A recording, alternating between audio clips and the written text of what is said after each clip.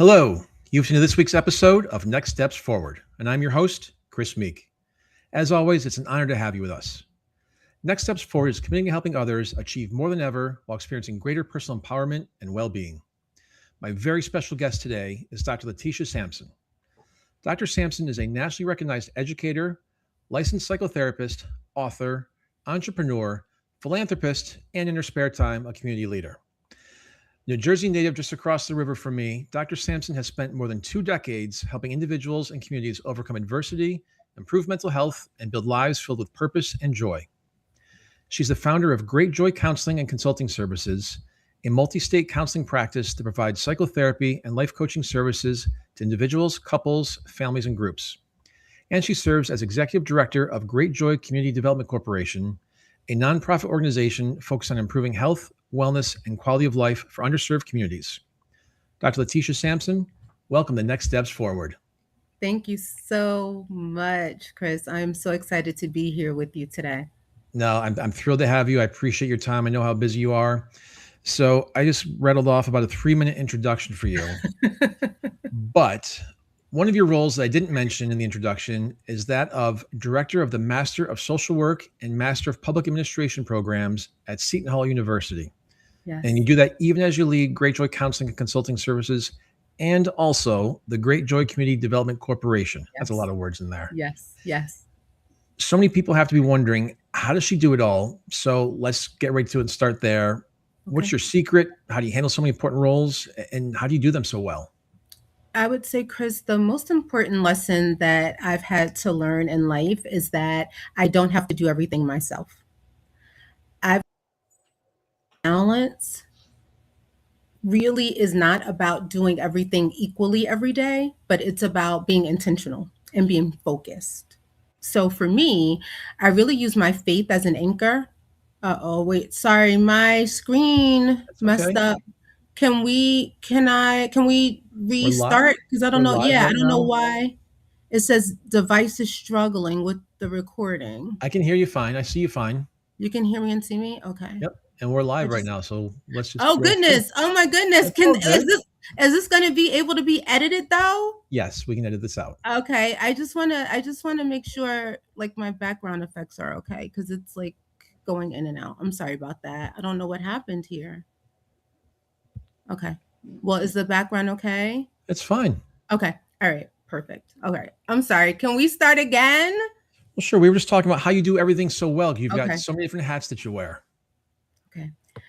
For me, Chris, I would say that I learned a long time ago that I don't have to do everything myself. And I have mastered the art of building strong teams. I think that I delegate really well. And I think that for me, I stay constantly connected to my why. And I'm able to do that because my faith really anchors me. I feel that my calendar keeps me intentional and focused, and my purpose drives me. And so with those attributes, I'm able to truly give my all when I am in those different spaces. And I don't have to tell a psychotherapist that who we are as adults is often shaped by our childhoods. Yes. You've often spoken about overcoming childhood trauma and periods of homelessness. Yes. How did the earliest chapters of your story shape the woman you've become today? Well, I will tell you this. My childhood really introduced me to adversity at a very, very early age, at an age that is probably earlier than I wanted it to. Just with all the trauma, dealing with homelessness, dealing with loss, dealing with abuse of various kinds. None of those things are experiences that I would have chosen. And I am not one of those folks that say, hey, because I've overcome these things, now I'm able to sit in all these seats. That's not what it's about. But I do know that they gave me empathy. I do know that those experiences really honed my resilience. I do know that most importantly, it gave me an understanding of human suffering. And so that is really what undergirded my purpose and helped me really want to be a part of the solution and to do what I could do so that people are not suffering. You know, without getting into the details, if it gets too personal, you know, a few months ago, I hosted a symposium called America as a Cultural Mosaic. Oh, okay. And we had 4 different previous guests on from different backgrounds, different ethnicities, you know, who are now Americans and American citizens. Okay. And part of the conversation about was, is the United States of America the greatest country on the world or not? Okay. And one of the guests argued, and one of the points he raised was about how the United States is not addressing homelessness. Hmm. And my response Hmm. was, well, people have choices, and sometimes they might be born into homelessness, but then there are things that are afforded to them to helpfully get them out of it. Hmm. And so there's some choices that they individually make along your path in your life. Hmm. You overcame that, and you are Yes. thriving, Yes. beyond more than thriving. You Yes. are, the American poster child of the American dream in terms of overcoming such a significant hurdle. Yes. What are your thoughts on that, personally and generically? I would say one of the things that really is important to understand is that my homelessness experience actually was post undergraduate school. So here I was, a person with a bachelor's degree and a full time job, but I could not afford a place to live. And because of the experiences that I had in childhood, it was not safe for me to be with family members. So I had no choice but to literally live in my car. That was the safest place for me emotionally, psychologically, and physically. And so, what I would say is that there are always opportunities for individuals to be in one place and get to another, but it takes a tremendous amount of fortitude, grit, and faith to go from one space to the other. And for me, there was no such thing as not getting out of that space. It was necessary for me to know that I deserved everything that everyone else had. I think we just found the title of your next book: Fortitude, Grit, and Faith, Yes, yes, those three are needed. Absolutely. or at a minimum, a bumper sticker for your car. Yes. Absolutely. Well, I appreciate your insights on that, and so thank you for sharing that. Obviously, a difficult time in your past, Yes. and even though our childhood influences who we become as adults, to your point and your case study, it doesn't have to determine our future. No. Not only does a difficult childhood not lock us into the same future, but often fuels great success, such as yours. When did you realize your early circumstances didn't have to determine your future? Hmm. I think that happened gradually for me, Chris. I think that every time someone believed in me, I think that with every degree I earned, and I earned five, so that was a lot. Um, but even with every obstacle that I faced as well, it reminded me that my history explained me, but that it didn't define me. Right. And so that healing really showed me that my life was not just about the things that had happened to me, but it was about me having the opportunity to choose at any moment to have the life that I desired for myself. And I had to understand the difference between desirability and deservability. I desired a different life, but because of some of the circumstances, didn't realize that I wasn't quite feeling that I deserved a different life. And so when those two aligned, everything changed for me. Desirability versus deservability. Yes. Yes, not the same concept. So many people desire change, but don't feel that they deserve it internally. And that's why things stay the same for them. That's a fascinating concept. Yes. I've never thought of it that way before. So you can learn something new every day. Absolutely. So, who were the people that helped you believe in yourself as a child, and what Mhm. strengths did you develop during that time that became the foundation of your success? I had teachers that were really strong mentors for me. They really modeled, I would say, love. And I know that that may seem a little strange because when we think about school as an institution and as a system, we really don't usually include love. But that's really what I got from them. They were the people that hugged me, they were the people that encouraged me, they were the people that let me know that I could do it. And they were the people that also challenged me, that I could overcome some of the things that I was experiencing. So I would say for me, having those early examples of love in that way showed me that it did exist. It may not have existed in the spaces and places that I desired, but it did exist. And so I built brick by brick based on that love. As you mentioned, you now hold not one, not two, not three, not four, but 5 degrees. Yes, yes, You lead organizations, you teach graduate students, and you run businesses. yes. What would surprise your students most about the young Letitia Sampson? Mm. Do they know your life story? Many do. I think it would surprise them, though, to know that I was incredibly shy growing up. and that I really struggle with confidence. And when I tell people that, they're always like so shocked, but it's true. It's true. I really struggled. The woman that you see today is not the person that I was born as, right? I built my life through a lot of healing, through education, through faith, through fortitude, and through choosing courage in times when I was scared to death. Perseverance. Perseverance, without a doubt. And you face these challenges that obviously could have left you bitter, discouraged, defeated, Yes. and Yes. obviously, clearly, you're not.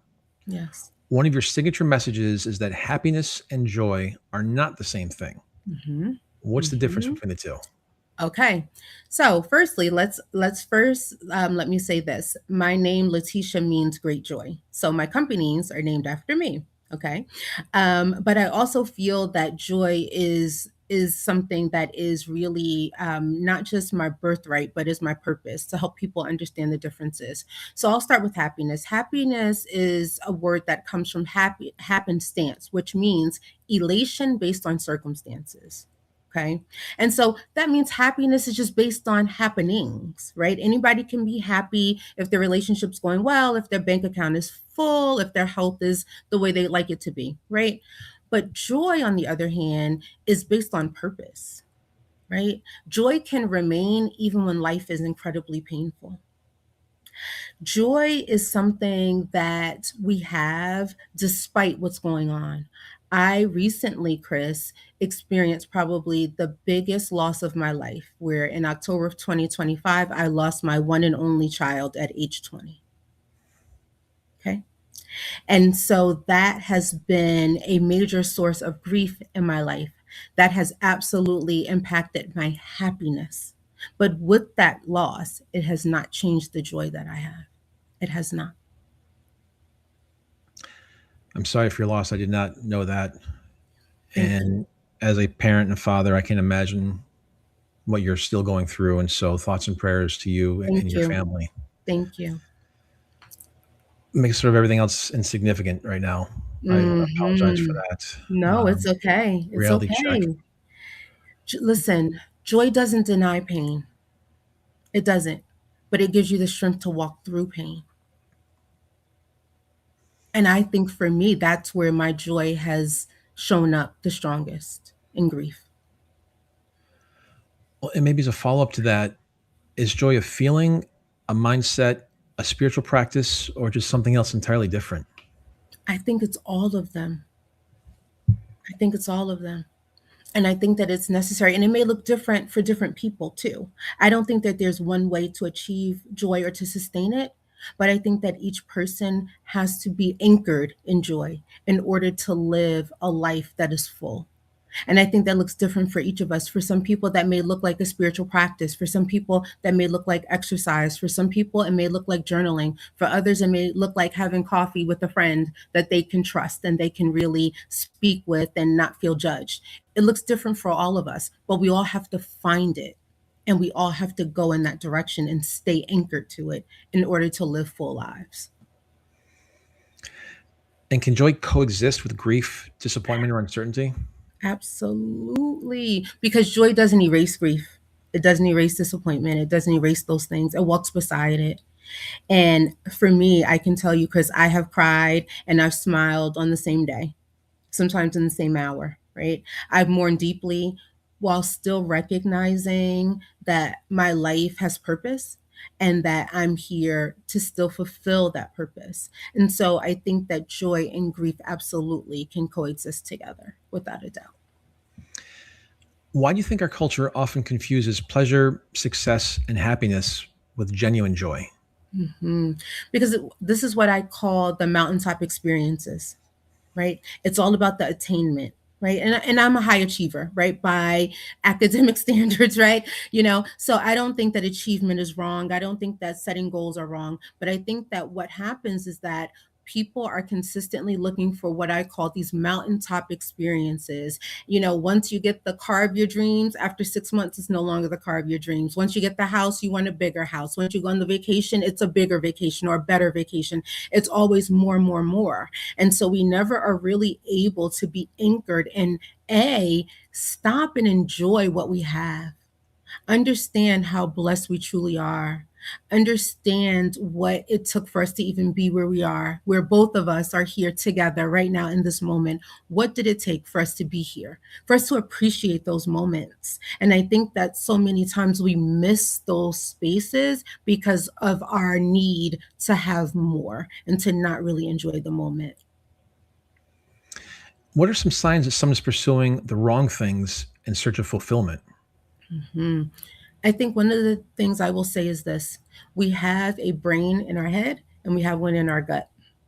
And it's called a gut feeling for a reason. And many times we don't listen to our gut. Things may seem right in our head, but our gut is sending off warning signals. So I always say to listen to your gut first. Your gut is what you should really be in tuned with, because your head, it can be a bunch of different stories you may have told yourself, or stories, excuse me, other people may have told you, or societal expectations. But your gut, though, it never lies to you. So you lean into that and it'll let you know if you're on the right path. If joy is available to everyone, where should people start to look for it? Mm. Most people, Chris, are not willing to look at the place that's most obvious, and that's inside their own spirit. Most people search for it outside of themselves. It is not outside of you, it is inside of you. If we tap into who we really are, we'll find that joy is literally right there all the time. But most of the time, we don't, for a variety of reasons, right? Our society has been consumed with social media or trash talk or negativity, and it's almost like an addiction now. But if you're able to really tap in to who you truly are on the inside without judgment, without shame, you'll be able to tap into joy. And what practical steps can people take to cultivate joy during difficult seasons? I would say one of the things, absolutely, is to get with a therapist that you feel connected to. Mental and emotional health and wellness is primary and it's so important. And so I would say that is a space that is needed, because so often people are afraid of judgment. And I think that every person just wants to know that they're okay.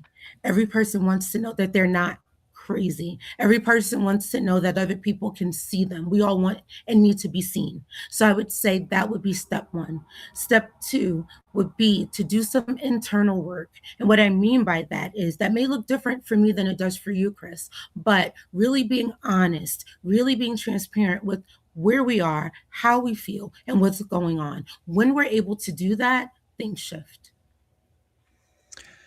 I think many people hear the words like joy, healing, and well being and Mhm. assume they're simply just positive emotions.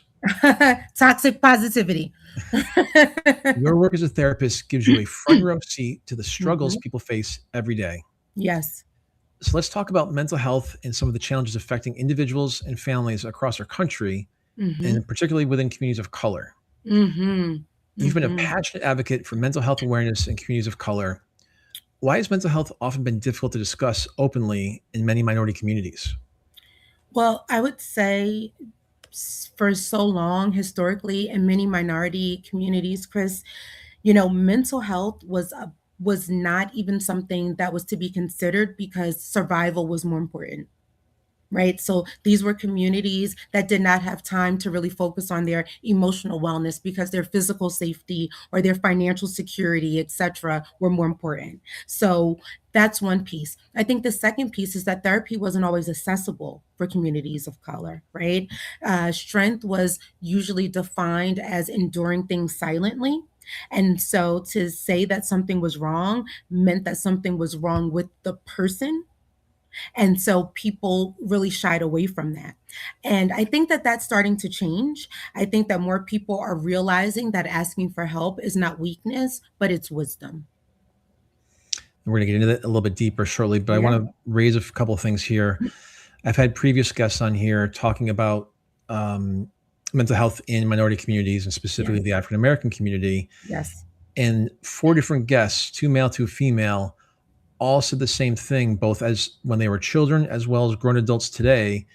The men go to the barbershop for their Yes. therapy, and the Yes. women go see the hairdresser for their Yes. therapy. And there Yes. was one Yes. one gentleman who was on. He remembers as a young boy going to his mother's hairdresser and listening to all of them. And so I Mm-hmm. always thought that that was fascinating. Mm-hmm.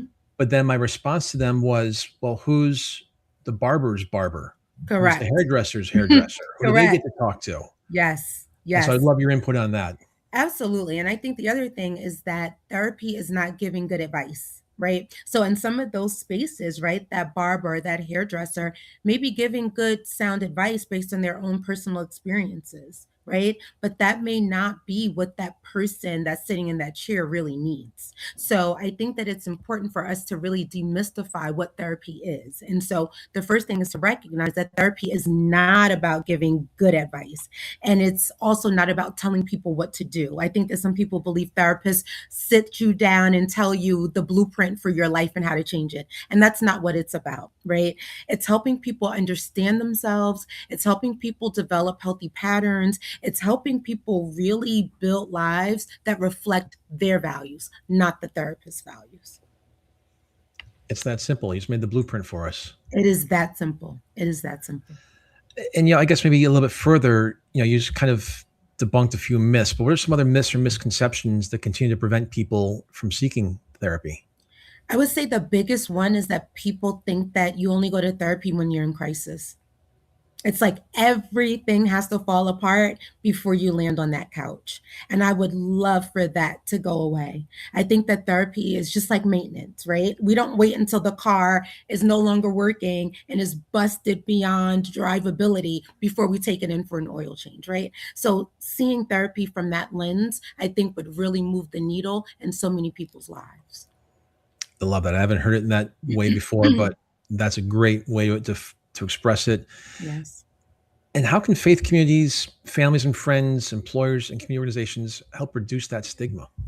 I think by talking about it, one of the things that I've been doing in many communities of faith has been going in and really demystifying mental health in communities of faith. Because some people really feel that if they're experiencing mental health symptoms, then they somehow are at a crisis of faith or don't believe, or maybe they've committed a sin of some sort. Many people believe that. And so they don't see mental health as the same as physical health, right? And so being able to partner with some of these institutions has been really, really helpful because their parishioners are able to see people like me show up in places of worship. And so it really helps them recognize, hey, if is bringing people like this in, then that means that there's something to this. And I can go and I can get help and it's okay. So I think that we have to continue to do the work in those spaces and normalize therapy. Absolutely normalize it. What concerns you most about the mental health challenges facing young people of color today? Mhm. It's hard. How much time do we I have, was we Chris? need another But show for this one. so many concerns. I would say one of the things that I see the most is that these young people are connected digitally more so than any other generation, yet they seem to feel profoundly more disconnected than people in previous generations. So I feel that you have them facing this enormous pressure to perform because they're seeing people like them who are multimillionaires, right? Who are, living these lives of luxury and they're feeling that they are inadequate somehow. The other piece is the bullying, right? So growing up, if something happened, at most it happened in the schoolyard and maybe people in the neighborhood knew about it. But now you can literally be bullied by people in other countries. And so just the weight of that is enormous. So I would say those two things are really the things that I've seen the most, and those are the things that concern me the most as a therapist. And your point about being bullied in other countries, I've had different conversations on the show about that. And Yeah. one that came up a few times from people that were involved was a young teenage boy had some images of himself, got blackmailed by somebody, and committed suicide. Yes. Yes. That's And that his pressure.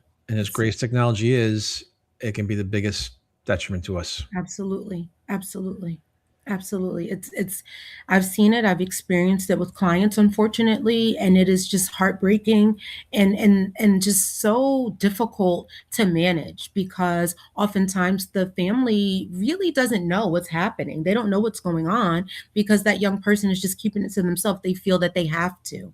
So I think that the schools have to do a better job, quite honestly, Chris, in my opinion, of teaching emotional resilience alongside academic achievement. It can't just all be about achievement and what college you go to. It has to be about resilience, and it also has to be about emotional intelligence, right? We have to teach more kindness as well. Why are we not teaching these attributes alongside everything that we need to in academia? It's interesting you talk about teaching more kindness. Yes. This morning I was looking online. So every month it's an awareness month, right? There's something Yes. for every Yes. month. Every week. Right. Every day. Yes. Donut Day, I Hmm. think it was 2 weeks ago. Yes. This month happens to be one of the many things is Civility Awareness Month, Mm. which I thought was interesting because I've done Yes. some work on that. But to your point, it's the same concept of teaching this. And are we at a point now where we actually have to teach kindness and civility? Because that's something I think should be an inherent trait in all of us as human beings, but It it doesn't should feel that be. way. It should be, but it doesn't feel that way anymore, especially with social media, right? And so you have people having access to the most inhumane, dehumanizing situations that are under the guise of pranks. You see things and you are sometimes desensitized to what human kindness and decency even looks like, even feels like, right? And so we have to get back to that, and the only way we can with all of this imagery is to teach it. I don't think it's inherent anymore, which is really heartbreaking and sad. That's a sad state of affairs Yes, it is. for the future. It's horrible. We've been talking to Dr. Letitia Sampson. We'll be right back after a short break. Please stay with us.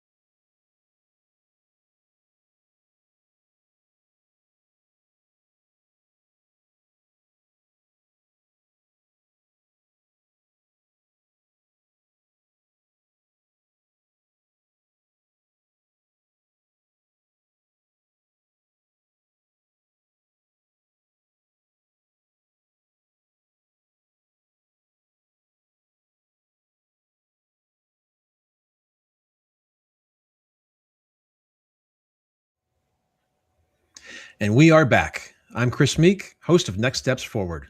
And my special guest today is Dr. Letitia Sampson.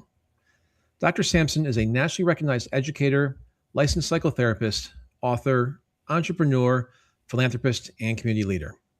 She's the founder of Great Joy Counseling and Consulting Services, a multi state counseling practice that provides psychotherapy and life coaching services to individuals, couples, families, and groups.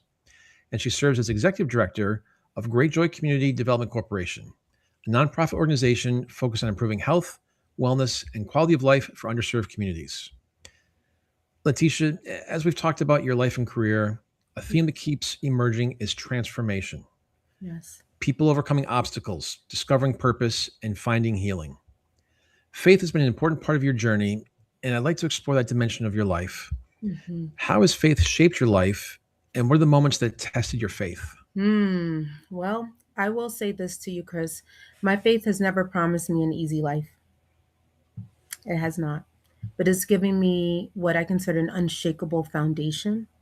My faith carried me through all my childhood trauma, professional challenges, and also, as I mentioned, the unimaginable loss of my only child. Um, but what it's taught me the most is that faith is not an escape from suffering. It is what allows me to stay in place with my purpose when the suffering comes. Do faith and mental health complement one another? And what role can faith play in someone's healing journey? I believe they absolutely do. I think that prayer is absolutely powerful, and so is therapy. I think that faith makes meaning of suffering, while therapy gives us the practical tools that we need to navigate, right? And so I just believe that God works through people. That's just a belief that I have. And I think that those people include mental health professionals. And so I think that when we are really aligned in that way, we can have the best of both worlds. What habits or rituals help strengthen your emotional and spiritual well being? I would say having the time every day to pray and to meditate. And so I break that down really simply for folks. I say that prayer is talking to whoever you believe is the creator of the heavens and the earth, right? There is an intelligence that is larger than ours. And we may call that something different, but I believe that that's having that conversation to that entity. And I believe that meditation is receiving the answers. I have people tell me that they can't meditate because they can't clear their minds. And I always say that meditation is not about having no thoughts, but it is about being anchored to the messages that you're supposed to receive. So for me, those two are invaluable. They're something I do every single day. I could not start my day without them. And so I feel that they keep me anchored and they keep me honest, if that makes sense. No, absolutely. And it's interesting. There's an old saying in war, there's no atheists in foxholes. That's right. And you're That's talking right. about faith. And I think, and this is my own personal view, I think we as a society have lost our view or focus on faith. Yes. Yet, Yes. however, when the proverbial it hits the fan, That's what's right. the first thing we do? That's right. We pray to That's God. right. That's right. Absolutely. So it's a Absolutely. bit of a double-edged sword that we've created for ourselves, and Yes. hopefully during Civility Awareness Month we can find our North Star again and That's right. find a little more faith. Dr. Clay Rutledge is a research psychologist who directs a mental health public education initiative called Head Out. The New York Times published a guest editorial by him recently titled "Stop Pathologizing Ordinary Life." I need to read that. I love it. It was about 2 weeks ago. He makes the case that our collective mental health appears to be getting worse, even as Americans, individually and as a society, are more focused than ever on mental health. Hmm. Dr. Rutledge concludes that, quote, the more fixated we are on mental health, the more sensitive we become to anything that might qualify as a symptom, and the more we use clinical language to describe normal emotional experiences, end quote.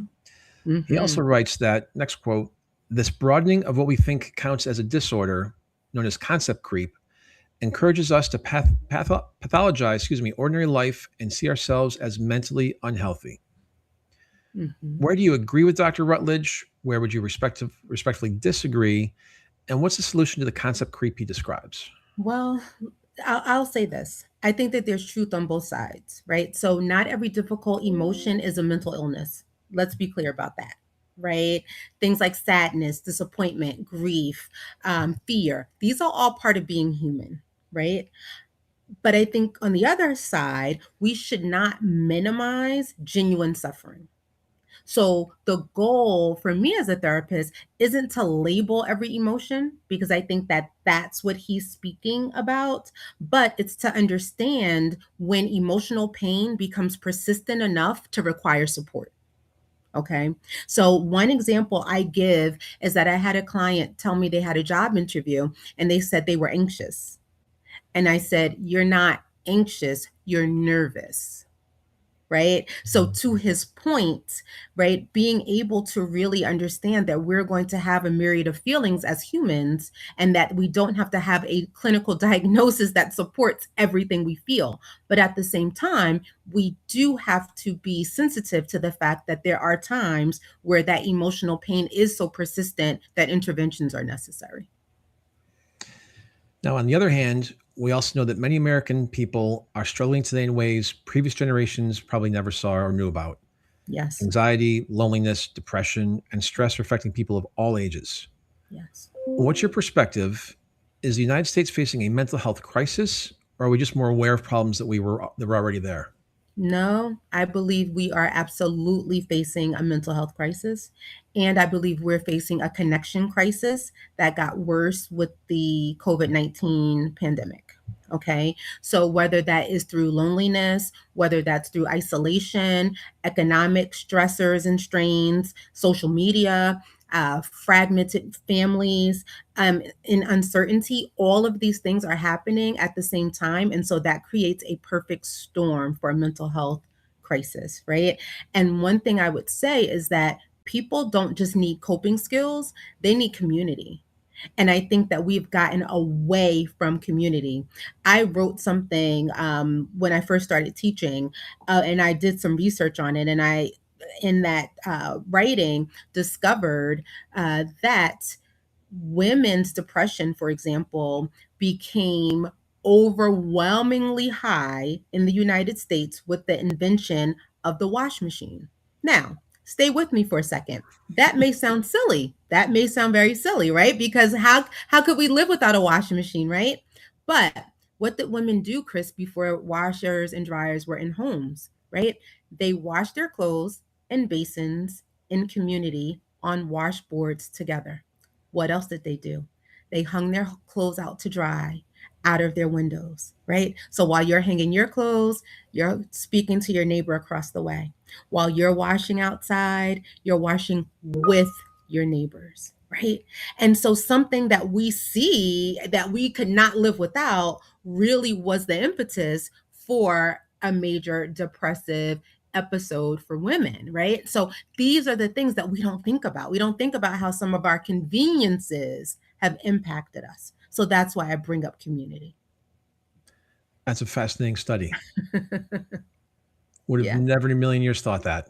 No, when people read it, they're like, oh my God, that makes so much sense. We I don't would have think thought about it the that way. opposite because we've been reducing stress in terms of you put them on the load, you've got a dryer next to it, or you don't have to use the washboard. Shows how Community. much I know. Why do you think anxiety, loneliness, and depression have become so widespread? And how much of the problem is connected to social media and technology? And how much of it is a result of economic pressures, family issues, or other outside forces? I think it's all of it. I think it's all of it. I think it's hard to parcel out, which is the most important because I think that all of those issues impact people greatly. But I think that, as I said, it's a perfect storm of all of these things, right? All at once. Right.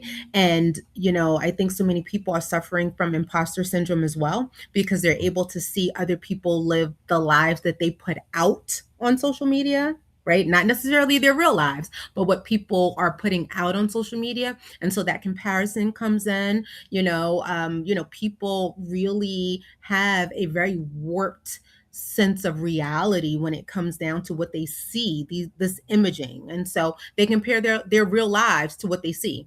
And I would say that when you have that and when you have access to so much information, it can become overwhelming. And so many people are just simply in overload all the time without a break from it. And I just think people crash. Imposter syndrome is interesting. And I raise that because as you're saying that, one of the parents of a son on my son's baseball team was talking recently. Their older son's looking at colleges and looking at majors. Many of the colleges he was or is looking at, they have programs in how to be an influencer. Uh-huh. How is that a thing? That is the thing. That There, is the thing. there's no career skills other than selling something and selling yourself out. Selling yourself out. Hmm. Hmm. Yeah. Uh, But that's where we are now. And that's why people feel so pressured, right? You have people who are in therapy because they're not getting enough likes on their social media posts. Literally in yeah, therapy for that yeah. because they don't feel accepted. They don't feel wanted, right? So we're absolutely at crisis level. And social media plays a huge role, definitely. I want to go back to one of your previous responses in terms of the mental health crisis we're in right Okay. now. Okay. So I started the show right in the beginning of COVID. So the summer Okay. of 2020. And right before that, some work I've done in the veteran space, I'd seen some mental health challenges that veterans and first responders were facing and stigma and things like that. Yes. And I could sit overlaying into just our society. But then when COVID hit, I'm like, okay, we're gonna have a mental health. I'm calling it a mental health tsunami post COVID, Yes. Yes. which we are in. To your point, I agree with you. But I think that what I've always said is the best thing that happened because of COVID was putting a spotlight on Mhm. mental health, Yes. I because agree. more and more people are talking about it. More and more people are being open about it. You hear the phrase, it's okay to not be okay. Yes. The late Jim Irsay was the owner of the Indianapolis Colts, had a program in the NFL called Kicking the Stigma.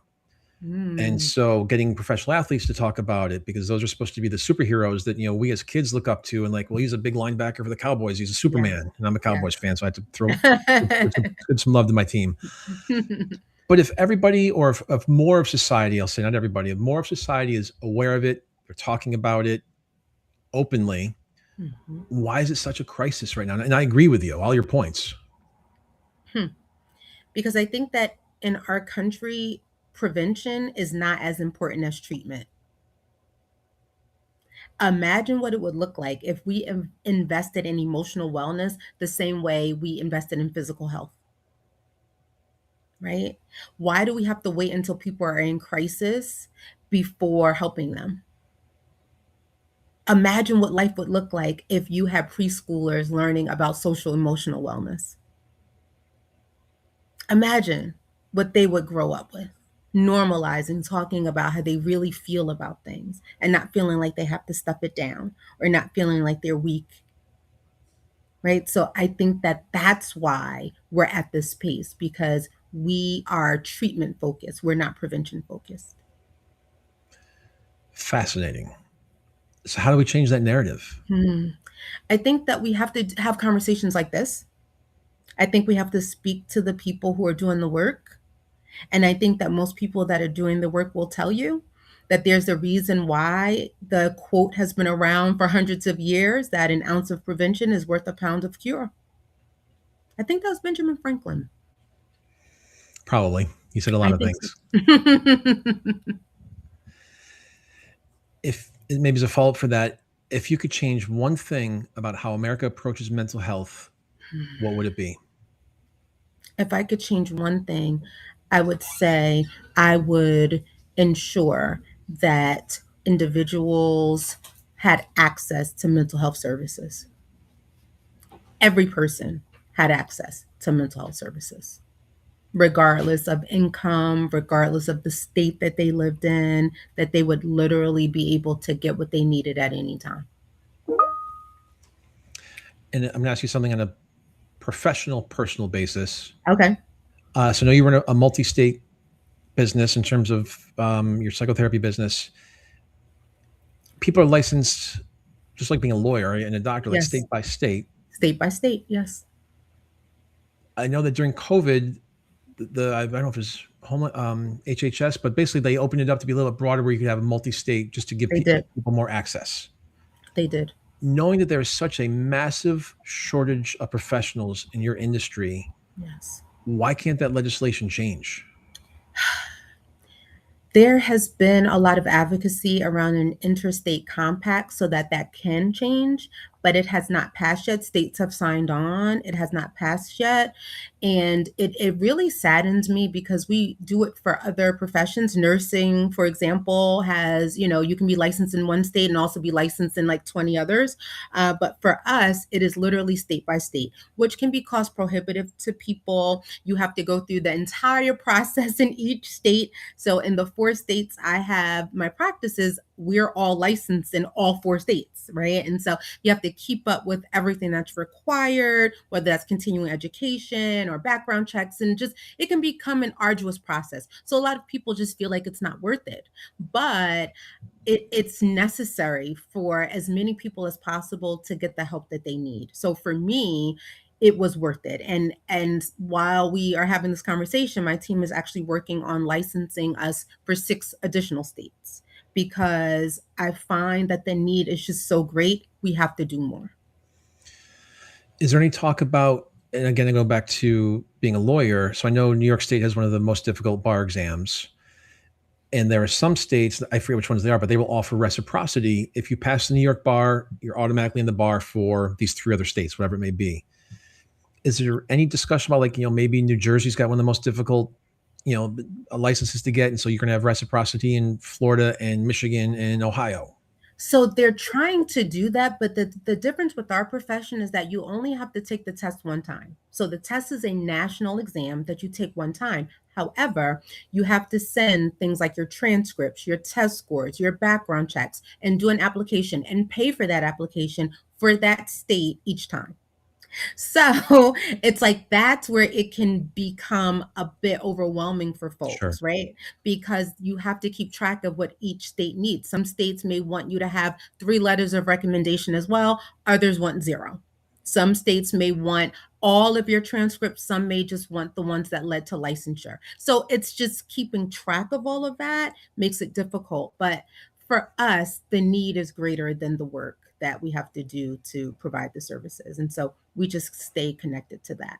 So it's just another way to keep the Department of Revenue Services in business for each state. Oh, absolutely. Okay, just want to make that Yes. plug out there. You said it, not me. That's right. I can say that I'm not licensed anywhere, and I certainly will be after this. So let's challenge conventional wisdom for a moment. Yes, Is there a danger in our culture romanticizing resilience and expecting people to, tough everything out? absolutely. Absolutely. I think that I think that along with the toxic positivity is becoming really just really antithetical to all the work that we're doing, right? And the reason why I say that is because there is this perception that if you just tough it out and stuff it down, it'll go away, which is very different than having grit and determination, right? So I'm not saying that to be successful, it's going to feel good every day because it doesn't. And I'm not going to say that, earning, different degrees or, doing work in a trade or whatever you need to do to take care of yourself is easy all the time because it isn't. But I think that we have gone too far. It's almost like it doesn't matter the cost, even at the expense of your mental and emotional wellness, do this thing. And I just don't think we have to do things to the point of our detriment to be successful and to be happy and to take care of ourselves. And I think that's the difference. What's one mental health practice that we should all adopt tomorrow morning when we wake up? Mm. Before you do anything, think about what you're grateful for and don't grab your phone. If we could take literally the first few minutes after waking and really reflect on what we're grateful for, it will really change the trajectory of our day. Absolutely. Absolutely. I mean, so many people, as soon as they wake up, it's like the phone, let me check the accounts, let me check who texted me, my emails, and that sets your day off, right? Just on that high speed rush, that hurry, right? So I think that being able to eliminate that makes a difference in our mental and our emotional well-being. I don't touch my phone until at least an hour after I've gotten up. I refuse to. High speed rush. That's a Yes. perfect analogy. Yes. Because when you wake up, to your point, you've got 17 emails and 4 texts that all of a sudden you're behind the day on. Oh Yes. my God, I've got to Yes. respond to this. What is Susie or Jimmy going to think? Because I didn't say this. Did I take too long to respond? And I didn't like their post, to your point. That's right. That's right. Wow. Yep. And we didn't even say thank you for this gift that we have. Well, I will say that school is definitely in session today with Dr. Letitia. So I'm learning a lot. Another thing that's fascinating about your career is that while you've devoted yourself to service, you've Yes. also built organizations and businesses around that mission. Yes. Many people see entrepreneurship and service as separate pursuits, but you've managed to combine them while maintaining a strong sense of mission. Yes. What inspired your entrepreneurial journey? Hmm. I would say for me, I learned very early on through mentorship that I would be better suited to do certain things for and with myself. And I was honest about that. I was honest about that because I would work in many different companies and say, like, this does not align with my spirit. This doesn't work for me, and I can't be part of this. So for me, I built every organization that I oversee with one question. And that question was, how can I solve a problem that people are experiencing? How can I solve this problem? And I think that businesses can become service when the people matter more than the profit. The profit will come. The profit will come. But the people mattering has to come first. I am so like elated when I have clients that said, "Hey, Dr. Letitia, I came to you in 2014 and now I have a life transition issue and now I need to come back." Right? Or, "Hey, we referred our family member to your practice because you helped us so much." Right? So that is what I mean. The people matter first. The profit comes. How can I solve a problem? How can I solve a problem that people are experiencing? Absolutely. Not And give them more to buy, right? Not make them, feel better because they now look this way or that way based on societal standards. But how can I solve a problem they're experiencing? What about what's in here?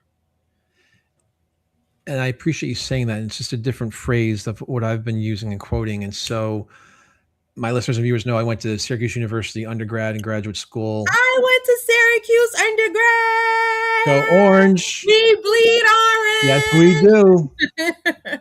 So I was in Maxwell School for Public Citizenship. Okay. And in the hall, in the main foyer, they have the Athenian Oath up there. There's a big statue of George Washington. And the Athenian Oath basically says to leave the city state better than you found it. Yes. Dr. Letitia Sampson just said, how can I solve a problem? That is how you leave the city state better than you found it. Yes. How do we change that narrative in today's society? Yes. Yes. We have to talk about that more.